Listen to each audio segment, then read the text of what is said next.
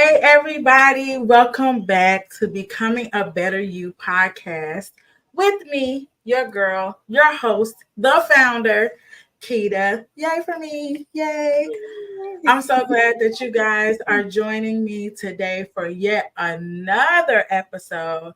It's been getting real, episode to episode. I told y'all when I was coming with the podcast, nothing but honesty, nothing but transparency, and we're going to talk about the things that people don't usually talk about. So, episode 2, we followed up with what happened with my son and his murder, and it got kind of serious. It got real serious. But I do understand that having a child and losing it in that manner is not the only way that sometimes we lose children. And I realized that during my healing process, when I was starting the foundation, a lot of moms came to me who had dealt with miscarriage and all of that. So today is going to be an open door for a different kind of story. But before we get into that tea, y'all, before we get into it, I need you to do me a favor. I need you to go and follow me on Facebook, Instagram, YouTube at the Bryson Holman Foundation. Also, we do post videos on TikTok at Keita B.A.B.Y. It's scrolling right there below. I need you to like, share, follow. Like, we need the engagement, y'all. You got to support. Also, at any time, if you want to donate or God lays it on your heart to give to either me or my co-host, you can be a blessing at Cash App Pretty Girls Worship. And don't y'all come for me because I'm working on changing that. It's not that easy to change stuff over. But for right now, it's Pretty Girls Worship, okay? Send it to me and I guarantee you it will get wherever you need it to be. And if you would like to be a co-host on the podcast, if you have questions that you want us to talk about, anything, if you just want to tell me your story, or you have a product or business that you want to promote, you can contact me. Okay, I answer really fast. Here is the email, the Bryson Holman Foundation at gmail.com.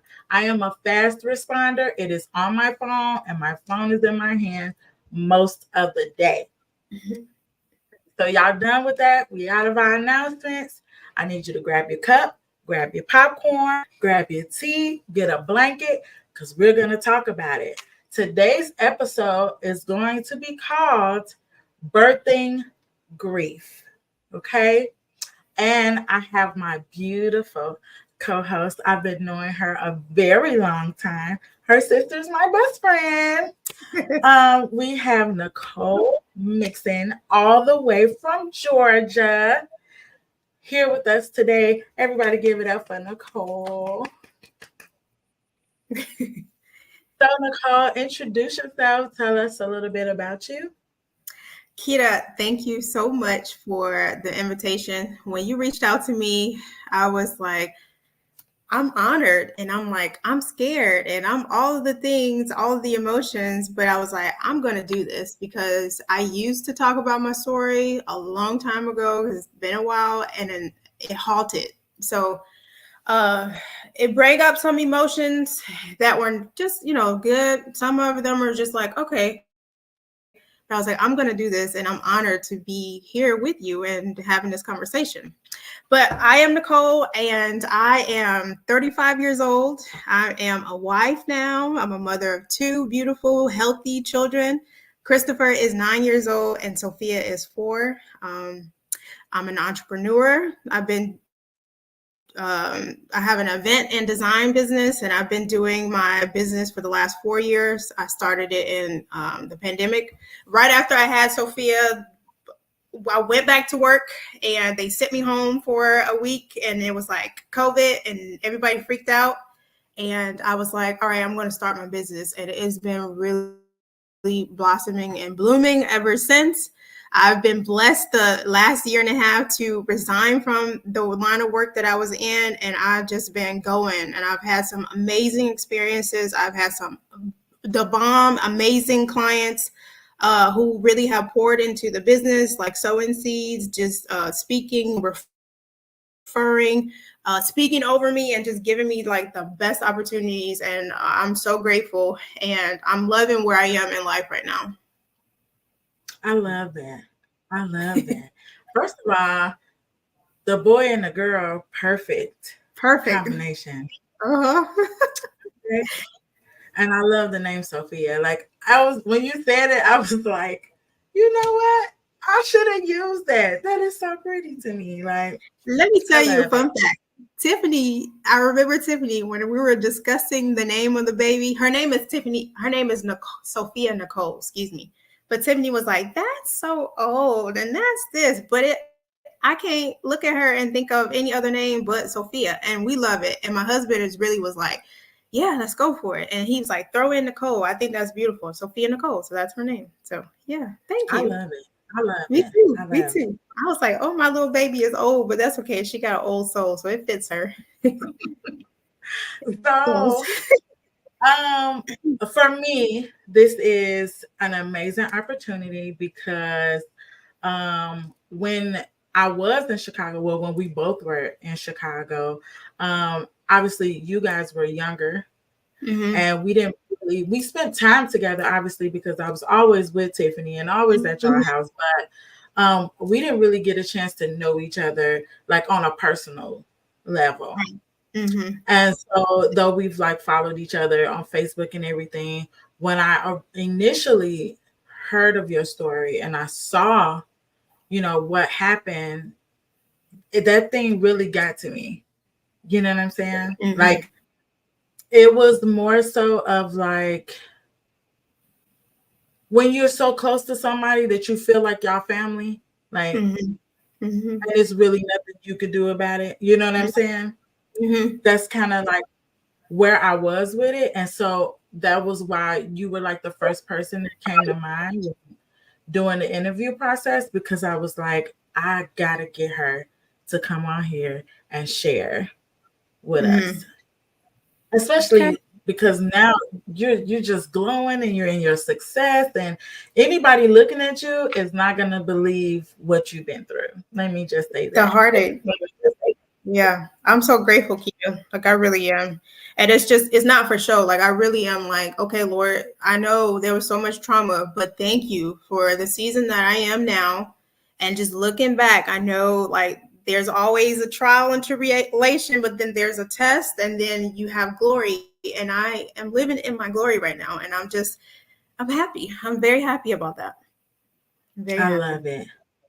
So tell us what happened. Why are we calling this birthing grief? So, um,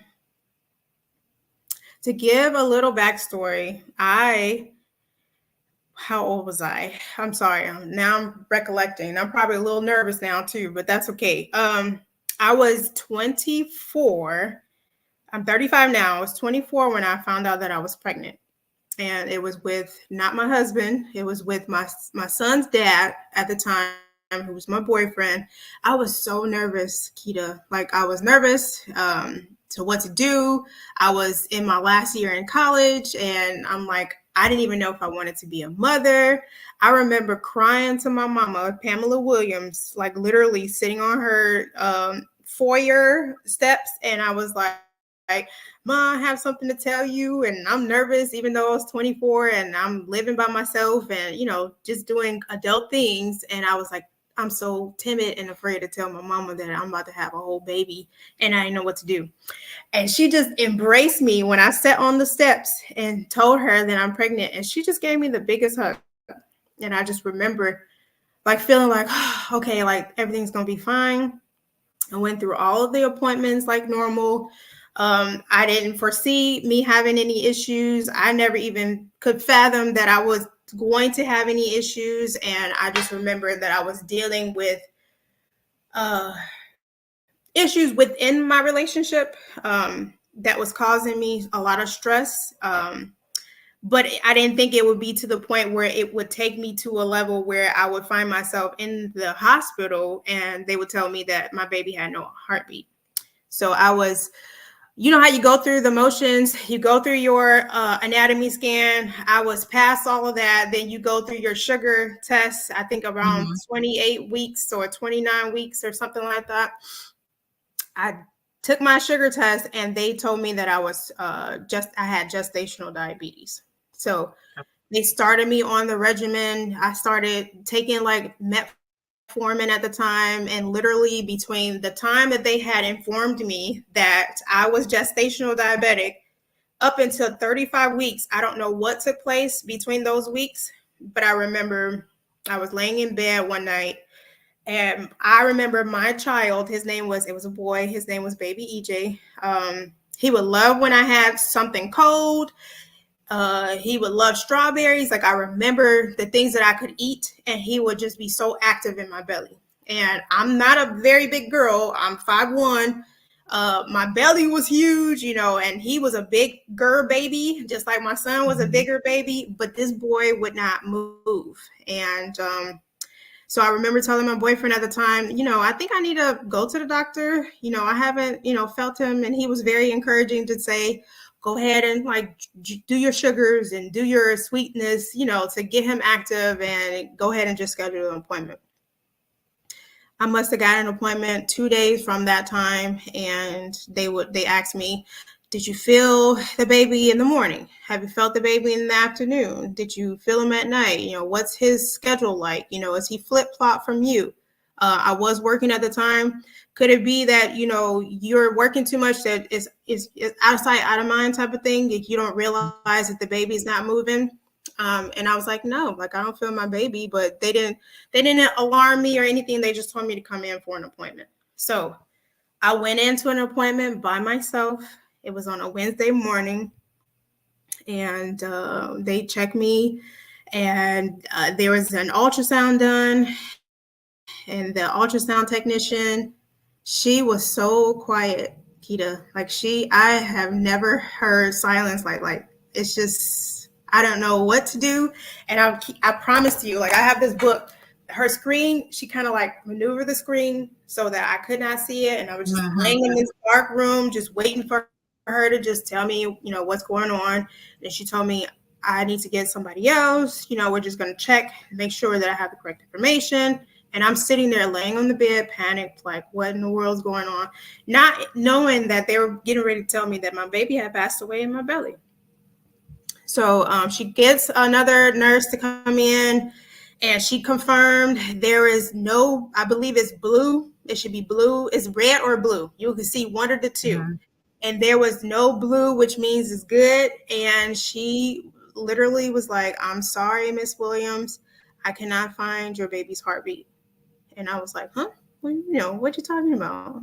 He's fine. You know, I'm getting ready to I literally was getting ready to have my baby shower, like within the same week. What do you mean there's no heart? Like, I don't understand what you're saying. And she reiterated and she apologized and she said, I'm sorry. Did you come here with anybody?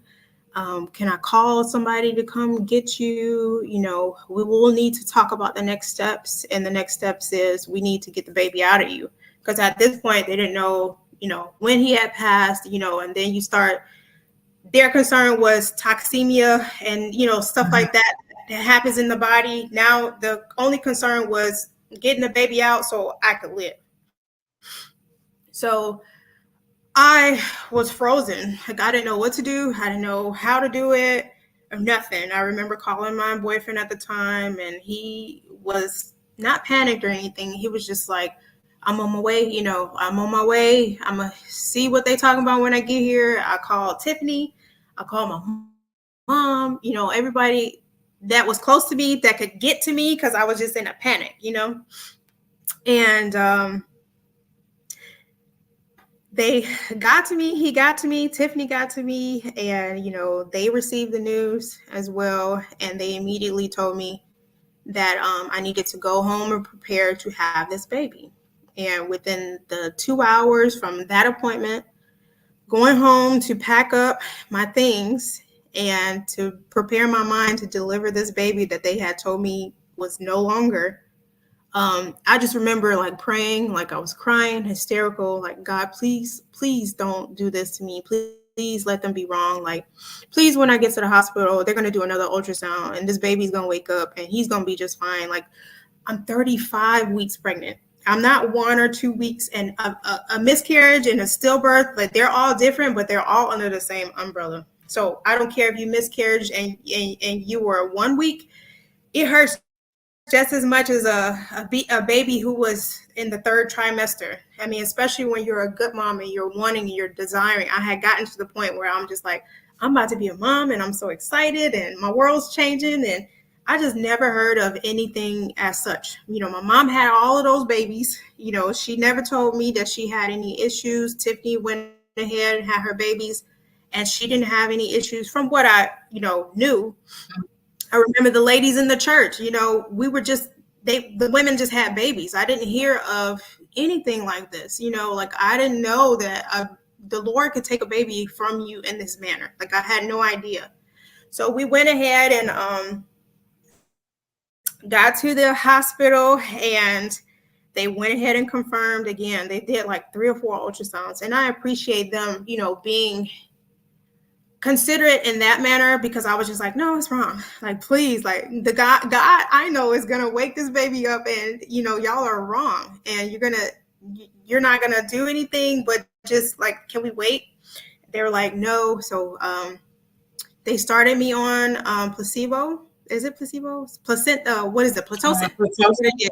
Mm-hmm. Yeah, to activate my labor, because I did have to deliver him naturally.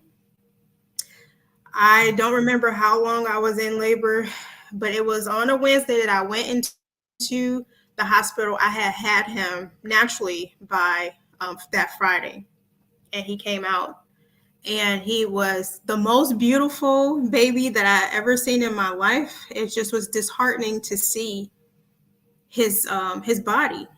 His skin was peeling, it's very bad. He was red and pale, but he was so beautiful, and his eyes were closed, obviously. And I was like, he was born sleeping, and that's what they say. When you have a stillborn baby, they say that they're born sleeping. And I just remember just like going through all of the emotions. Like, they told me I had this baby. I was preparing for, the birth of them. I was preparing for the baby shower, and we were just getting cribs and, all of those things at 35 weeks pregnant. And they told me there was no heartbeat. I delivered him naturally. The trauma of that, having to deliver a baby that I'm praying, Lord, please let this baby cry.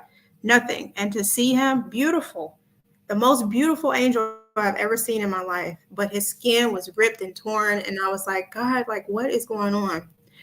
I am so grateful for the support that I had between both families, my boyfriend's family and my family. Tiffany took charge like she always does.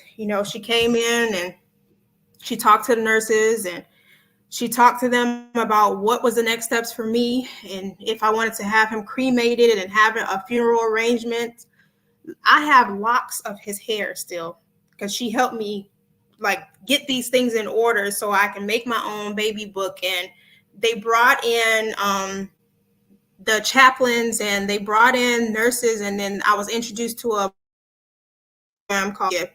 And they brought in a woman who talked to me about the process, and she explained to me that although this is a terrible thing that happens, it happens to so many women that is insane to think about. And they offered counseling that was free to me and the family. If you had like other children who needed help with grief, and you had a spouse or a boyfriend, y'all were going through these things, they made referral recommendations about the cremation process, of funeral arrangements. They made a teddy bear. He was 5 pounds and some ounces. They made a teddy bear. Like, they take out all your information, what you want to do. They made a teddy bear that was his weight, and they gifted me a box full of like beautiful books and poems and just artifacts that I can keep from him. They allowed me to keep the clothes that like I dressed him. I had some skin to skin. They allowed me to do all of those motions as if he was still living. Yet he wasn't, but they cared for me in that manner. And I But just, mm-hmm. Go ahead. let me ask you this though. Uh-huh. So in in the process of pushing, right? Because you're having to actually be in labor, so Yeah. you're feeling the pains, Yes. all of that, The and ring of usually, fire, that's what they say. I remember that ring yeah, of fire. and I've given birth to 5 children, and so Hmm. I know in that moment my mind is on the relief, and I'm finally gonna smell my baby. Hmm. How did you manage to still go through that process? Because I'm listening to you, and in my head, I'm like, just give me a C-section. Because I, I don't, you know what I'm saying? How did you? You know what? To be honest, and I don't know. I can't answer that. I don't even remember them giving me the option to have a cesarean. But now that I have two more children, and I know it's been some years now, this would be the 11th year. If he was living, he would be 11. I'm grateful that they didn't give me that option to have a C-section, because while I was going through the motions of healing, if I had been in pain after being in pain and having a scar and all those things, to remember that I have physical evidence that I did have this baby, but he's not here, I think that would have tore me up even more. So I always say things happen for a reason. It was a God thing. The whole thing was designed for me, even though it was the worst experience I had in my entire life. But it became a blessing to me, because the Lord is real. And can't nobody tell me that. It's gotten me out of some situations I shouldn't have been with the boyfriend. Um, I have two beautiful children. I I got pregnant with Christopher 6 months after I had the stillbirth, and I do believe that that spirit of that baby EJ is Christopher. I do believe that the Lord has given me the desires of my heart. He is healthy. He is loving towards me, and he was healing towards me. And then, I got married, and then I had my girl. So all in all, I'm grateful that they didn't give me that option to have a cesarean, because I don't think that that would have just been the icing on the cake, but the cake was molded. You know what I'm saying? Like, it wouldn't have been too good. So, two things that you just said that was really, really good because I also touched on that. It's crazy, like how similar our things are because I also had a bag of hair Okay. that the funeral home gave me. You know, Hmm. she had made like a little collage of little stuff. Like she took pieces of his blanket that he had with him at the hospital and put it in a little, like a glass container. And Hmm. so I had those safe keeps that I felt like people didn't understand it. Why would you want a lock of his Hmm. hair? Hmm. Baby bag with the milk from the night still in it. It was nasty, but Hmm. I kept it just That was how it yours. was. That was your baby. Yeah. Yeah, Hmm. because it helped me like if I could just I just wanted it Cope. until I could smell it. Yeah, until I couldn't smell them no more, Hmm. you know. And I Hmm. think Hmm. what Hmm. people don't understand is how how that hospital and that program stepped in and made it, I'm not going to say they made it easy for you to heal, but they gave you a pathway to Hmm. heal, like a space of no judgment. Like, here, Hmm. you want a teddy bear the size of your baby? We got it. If you want Hmm. this, you know, whatever it is you need. And I think that that is something that a lot of women are missing because we're just told either if it's a miscarriage, you know, you're young enough, you'll have some Get more, pregnant. Yeah. Yeah. you know, Terrible thing to say. well, you never met the baby, so why are you sad? And they don't understand that we Mhm. from that moment we pee on that stick Yeah. or I'm a do the mother. blood, The anticipation is there.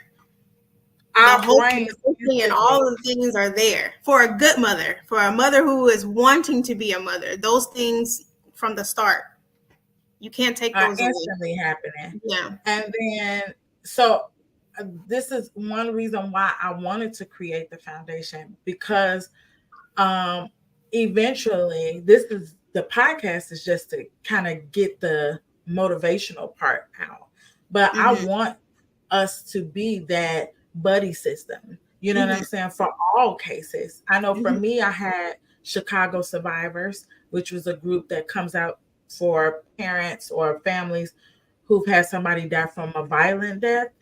Mhm. And that it was a great program. I'm not gonna knock the program, but it wasn't my situation. I felt was deeper than Mhm. what they could really handle. But Mhm. it was great for the kids, stuff like that. And Right. also what you said about, the relationship which you really shouldn't have been in. How At all. long did it take you to equate the two? Because I remember I grieved my relationship when Bryson died Mhm. because we didn't break up. Like we just he did that and that was the end of it, right? And so I grieved it, and then it took me maybe I say a year or two to try to figure out what was the God reason in it. And I was like, because you wasn't supposed to be there. That was not your man.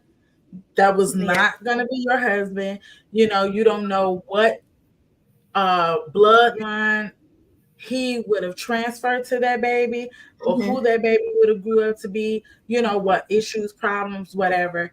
And I really believe that had God not taken the baby, it would have been the end of my life. Yeah. Mhm. And so how long did it take you to see the God purpose in it?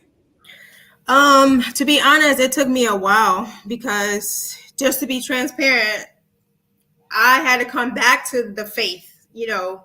I was living under my mom's roof, so we were brought up Pentecostal, and then we moved to Georgia, and I was doing my own thing, and not in a bad way. I was just being a good person, being a good person. I wasn't really believing and following. I didn't have my own church home, but also was a young adult, just living my life. And I just thought, yes, the Lord is real. Jesus is real. He's going to come back. I know those things, but I'm not a sinner because I'm not out here murdering people. I don't kill. My heart is good. I'm good. He got me. Even with the situation that I had, he still got me. So I think, after the passing of baby EJ, obviously the relationship had already been strained, but it had gotten worse between, going through the process of grief. You know, you go through the blaming, and then you go through all of the anger, and then you go through, we just couldn't match anymore. We didn't match anymore. I feel like there was no real attraction, and it was just, I was just mourning. I was mourning really my son and not really having the intimacy or the relationship part with his dad. We were still involved with each other, obviously, because I did get pregnant with my son, which I'm thankful for. It was 6 months later, but there was a disconnect. I don't think we ever got back to where we could have been after the death of the baby. But I know for a fact that it took me until after my son was 6 months. Then I got into some more trouble with this man, which cost me to be in jail, to be frank, over some domestic things. And that was like the end all of that, because I'm like, remember, I'm this church girl, but I was just living my good life. The things and the emotions that he was taking me through, it was spiraling to, like you said, it was either going to be me or him. And I don't think, and this is not to bash him, we were young and just not, we were not supposed to be together. And the Lord just kept showing me, and I was being disobedient. And I didn't want to do anything because I was like, oh, I love him. He loves me.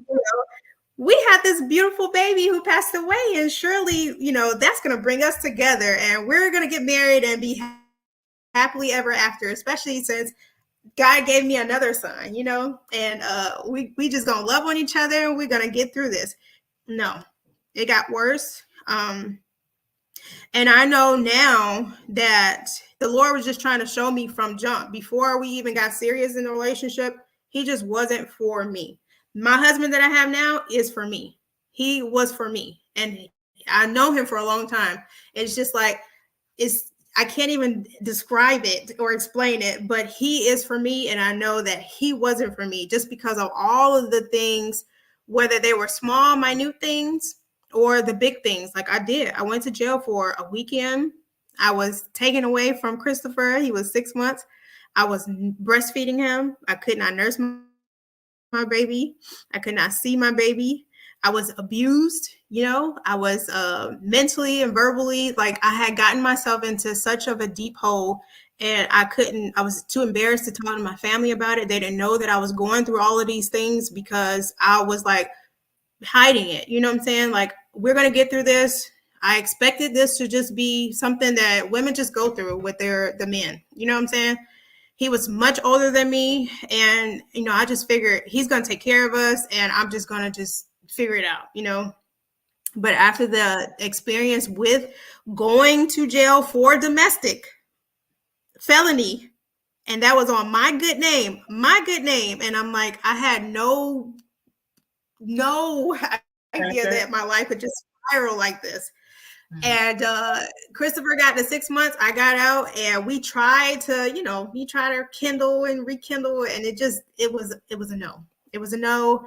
And I think once I was able to really break away, I believe in strongholds. I believe in the spiritual realm. I believe that I had gotten myself attached to something that was not supposed to be on the bloodline that I had, that my mother and granny and stuff was praying against.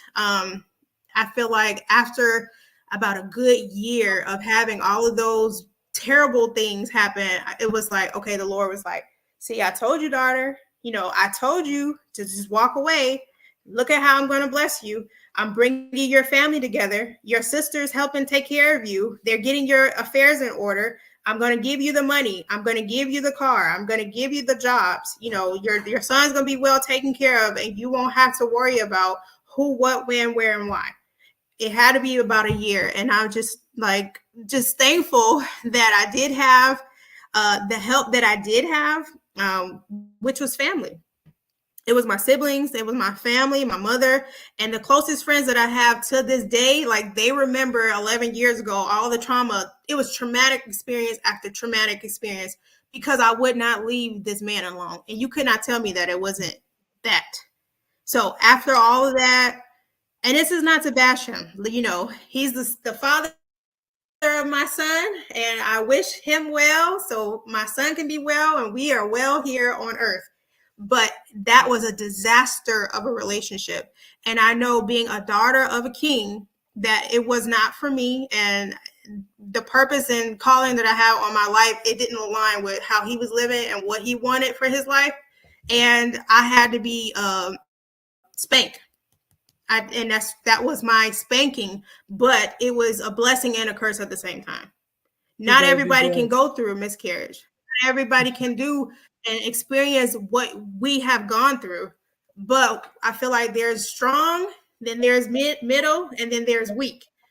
God knows the purpose that we have because we're set apart. Mhm. And it was either going to be death or it was going to be trauma, so you can get out. And then now I have a story to tell. Now I have purpose. Now I have everything that I need to push forward. I'm not perfect. I'm not a perfect Christian. I'm not a perfect wife or mother or anything like that. But I know that I have a testimony, and my testimony is that Jesus loves me and he saved me. And then he replaced, like Job, he replaced my things. He replaced, and he's given me more than I can ever imagine. Now, do I want more? Do I have heartache? And I'm just like, sometimes I look at my kids and I'm just like, we're going through the end of the school year now. It's the end of the week, and my son has awards tomorrow, and Sophia has her things. And I'm like, man, I wonder what it would be like to have three, running around. And Mhm. if one would do basketball, and Christopher and him would be so close in age, like, would they bunk bed? Would they be this? Would they be that? But then if I thought that way, it'll be like, how would you be in a relationship with the man who loves you so much now, married and taking care, all of those things. And it's just like, wow, God, now I can finally see. It's taken a while to see. I think so. Another thing you just said, which is what I tell people, uh, is the difference with me. is because it all goes back to the foundation, Mm-hmm. regardless of where you went once you became an adult. Because I feel like we all have this thing where like we were raised one way and then we're like, it don't take all that. And so we're just trying to figure out a middle ground. How can I Yeah. have both? You know what Yeah. I'm saying? So and then there are a lot of things, even in like dating and men and things like that, that we really don't realize about ourselves because we wasn't really brought up in a lifestyle where you could date. And Mm-hmm. so a lot of this stuff we found out as adults. You know Mm-hmm. what I'm saying? Going Mm-hmm. in blind. Mm-hmm. And so, but even after all of that, I know we say all the time, like God chastens who he loves, right? And so that foundation, when they say train up a child in the way that they should go, eventually it's going to click to you. And that's what's going to carry you through the situation. You Mm-hmm. know, even, and you're not bashing people. When I tell this to people all the time, when you tell your truth, you're not bashing the person, but it is your truth. And there's It is. validity in your experience with the person, Mm-hmm. whether that be their experience with you or not. Like you Mm-hmm. said, the truth of the matter is for your purpose, you shouldn't have never been there. Never. Mm-hmm. Now, my next question, which is a question from one of the board members, because they've never experienced anything as far as Okay. they say all the time, they never experienced my thing was like a shocker for them. And Yeah. so they haven't experienced a miscarriage or a stillbirth. And they Mm-hmm. wanted to know, how did you make it through being pregnant again? It was very hard. Okay. When I tell you I had anxiety and they prescribed me things to take while I was pregnant that was safe for pregnancy because I felt like every step I took, my baby was going to die. And that was my mentality with Christopher. It was bad. It was terrible. And then I thought it had left me. But then when I got pregnant with Sophia, it was bad again. It's just that it's a trauma. It's the trauma that we deal with. I was so fearful to eat the wrong thing, to walk too fast. If I was to slip in a shower, like if I stepped down too hard, like I didn't know which way to turn, which way to go. And it was partly because I didn't really have clear answers as to why my baby had passed away in the womb. It wasn't until like I'm a diabetic now. I'm insulin dependent. I didn't know these things were going on in my body. And ultimately, my own conclusion it was that we had reached a plateau in the pregnancy where my sugar was already uncontrollable. And by the time they gave me the medication, it Too just late. flashed. It was way too late. So Mhm. that was my, they did an autopsy. They deemed it was just something that just happened. It was just a fluke. But I know that's what it was. I was young and I wasn't really taking care of my body like I was supposed to. And then, we're young. I was on Medicaid. I didn't really have the best doctors, so they weren't really like looking after me like I should have been looked after. So I just think that it was just by the grace of God. And I don't want to make this about a God thing, but it really is a God thing. Like for people who don't understand, like I would not have been able to get through any of those situations without the help of the Lord because nobody had experienced anything like that ever in my family. I didn't want to hear, oh, you'll be fine, or the Lord has you, because I was questioning, does the Lord really have me? Because why would he do something like this to me? Why? Like, I was embarrassed.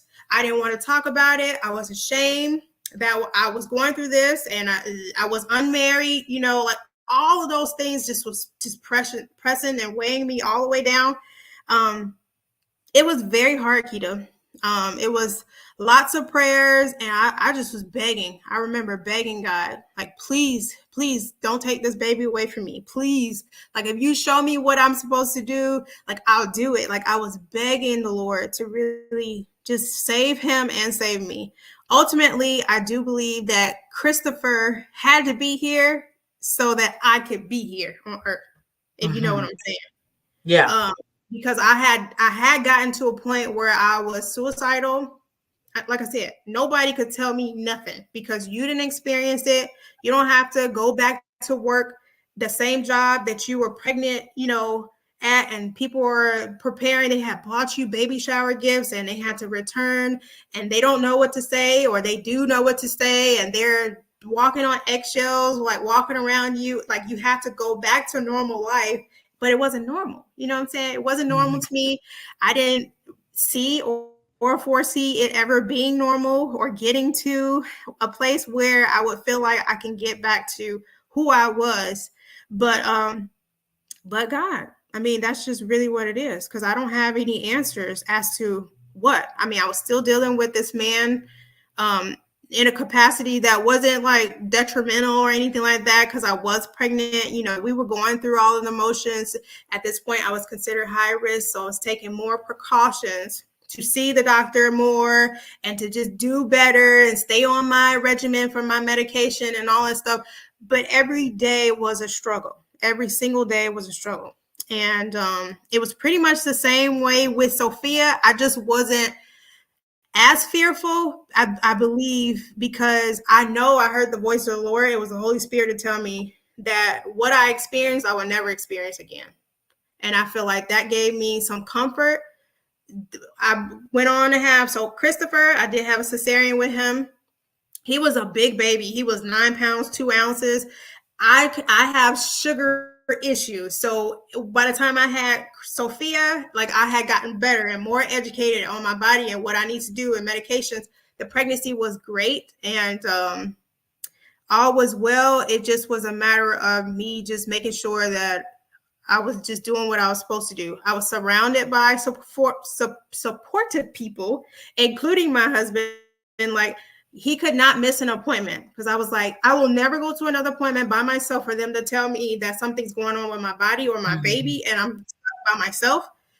So he was very supportive of that, even though I lost and it wasn't his. I have friends who would walk with me daily to make sure that I wasn't gaining too much weight, and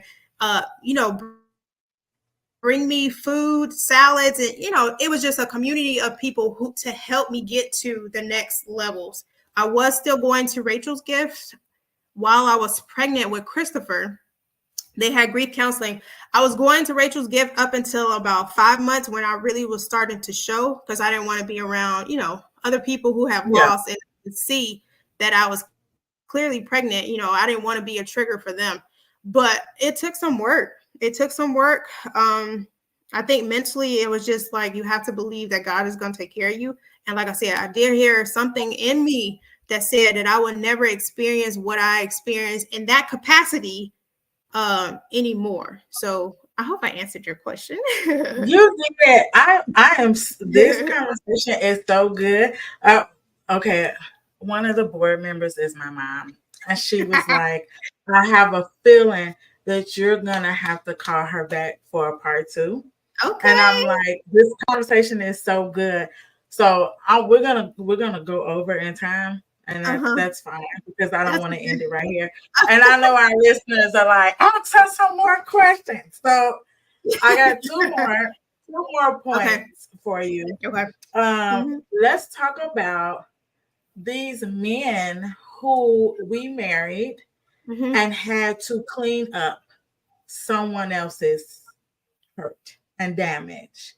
I know Hmm. you spoke about like even your thing with your husband was like you can't miss any appointments. You can't, I after Bryson, I didn't want any more children. And I was so adamant that I was gonna get married, and whoever I married was just gonna be fine with the fact that we're not having any more kids. Hmm. Until I married my husband, and I was like, something in me was just like, I want to share this with you because Yeah. I've shared it with people who I did not belong to. Like, Yeah. I want to be able to give this to you.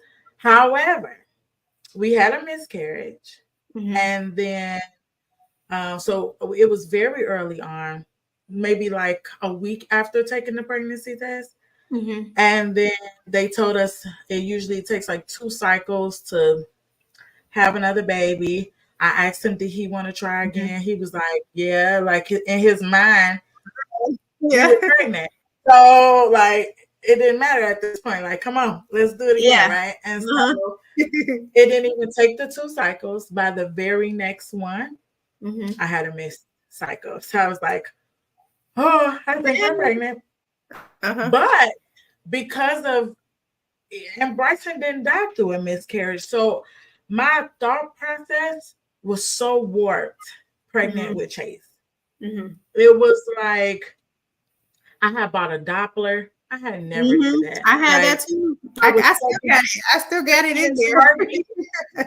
I was checking Yes. his heartbeat like every day. Mm-hmm. Like I just was so nervous. Yeah, like every Yeah. time I would go to the doctor, I was like just saying a prayer, like Lord, you know what I'm saying, like Mm-hmm. everything be okay. And then when we got past like week 13 and like okay, now we're in our second trimester, I was on all the mommy boards and Yep. Mm-hmm. mind you, I've had children prior to this. At this point, Chase is technically number 5. And so it's like, what are you doing? And but he was so patient. You know what I'm Mm-hmm. saying? He was just like, okay, it's okay. You want to Yeah. show me the heartbeat? Go ahead. You know, like, you Yeah. want to go get a 3D ultra? Okay, let's go. Yeah. Let's do it. Uh-huh. And even after Chase was born, I went through a thing of the last time I had a baby and I gave the baby to the father, he never came home. Mm-hmm. And so I suffered with that for a while with leaving Chase. You know, Mm-hmm. that was just telling somebody on somebody interviewed me on their podcast, and I was saying like Chase had a first doctor's appointment. I had a spinal leak after having him, Mm-hmm. and I couldn't take him. And so my husband's like, I got it, you know, never had a man do that for my Mm-hmm. children. So that's exactly why he's my husband. He took him, and Mm-hmm. I'm boo-hooing like a baby. Do you hear me? Tears are, the doctor was literally up the street. This man had to FaceTime me like every 5 minutes, like, look at Oh, him. He's breathing. Look at his chest. He's fine. Like, and I'm just like, what if they get in a car accident? Like, just yeah. so many things Mm-hmm. trying to, and he has had to literally be patient through every trigger, every because it's been 8 years for me since Bryson, but I'm still very much triggered in certain areas. Not Mm-hmm. as much as I used Yeah. to be, but Mm-hmm. there are still moments where I'm spazzing, right? And he Mm-hmm. still has to be nurturing. Mm-hmm. And that was something he had nothing to do with. So Mm-hmm. how do you describe your husband being able to handle you during this process, because your trauma doesn't leave. You know Yeah. what I'm saying? You heal, but it never leaves. Yeah. It gets better over time, but it never leaves. I think that we're a night and day, Kita. Like, I am reserved to a point, but we could be loud and we could just be fun and we could be people and persons and all that stuff. And my husband's just like calm, cool, and collected. And he's been that way with me. He's with like that with my son and with other people. And like you said, the patience that he gives and has given me, even through the whole process, like we got married, we bought a house, and we had a baby in the same year. And through all of the chaos that we were going through, he didn't skip a beat. Like I said, and he started a new job. He had started a new job, and at that time they didn't have paternal leave, and he was like, "How am I supposed to literally like have a new baby, save up enough time so I can still be home with you?" But he was always like one step ahead. He always like making sure, okay, if I can't do it, I'm gonna have my mom do it. I'm gonna have my auntie do it. Somebody's gonna be here because I'm trying to support Nicole in every single aspect of our lives. Whether that is going to the doctor's appointment or that somebody, I'm too tired to really take care of Christopher after work. I'm gonna have my mom come pick him up and she's gonna bring both of y'all dinner and you just go lay down because I don't need you stressed out. I don't need you worrying. He was literally like that throughout the pregnancy. And as we get to like, it's 11 years now, I always, and I said last year that I was going to stop because it gets hard to celebrate the day of death, especially when you have children and they think it's celebratory. They think balloon releases and cake and cupcake. It just hits you when you're in that season or the time frame of when the baby's passing. So I said that I was going to just subside on just celebrating and just remember him in my heart, and I'll just do little subtle things for myself. But he always remembers. He asks me, do I need to be home with you? He works a lot away from home. He wants to make sure that I have everything that I need, but it's always just been the patience. Like he didn't understand. Like he understood. Yes, you had a baby and it passed away. Like he didn't understand to the extent because that was not his child. But he understands that I still need my time. He understands that I do have triggers. He understands that certain instances, especially around an anniversary, maybe I shouldn't be home. He understands that the subtle things, like he just knows. I think the Lord knew what I needed in a man who would support me, not only in our lives as husband and wife, but through the constant traumatic experiences that we do have. And I thank God, 11 years is a long time. But when it comes to anniversaries or little triggers, it's like yesterday, like it just happened, and it can shift you and your mindset if you let it to a place where you're in a funk, or you can go through depression again. Or I had extreme anxiety, where I couldn't sleep, or I feel like I was hearing people like at my door. I have the alarm on, and I feel like somebody was here, talking to me. Like, I know these things are spiritual, but the patience that this man constantly gave and still does to this day for somebody else's baby. And he's just like, you're mine, you're my wife, I love you, and I'm sorry that happened to you, and we just gonna, we work through it. I'm gonna be here with you. I'm always gonna be with you. He's constantly reminding me of that. And then he reminds me that we do have beautiful children, and that I do have everything that I need, and that, it's gonna work out. He's very positive in that aspect of, he's very much they say a glass full type of person. He's that person. And I haven't always been that way. I'm striving to be that way. So I just feel like, we're opposites, but he's giving me and pouring into me, and I'm just receiving. I'm receiving right now. So patience has been the best thing, and just the spirit that he has to be nurturing and caring in a manly way, because you know how they are towards me Yeah. as his wife. It's been a blessing, Keita. It really has been. I love that because I tell people all the time it takes a special person. Mm-hmm.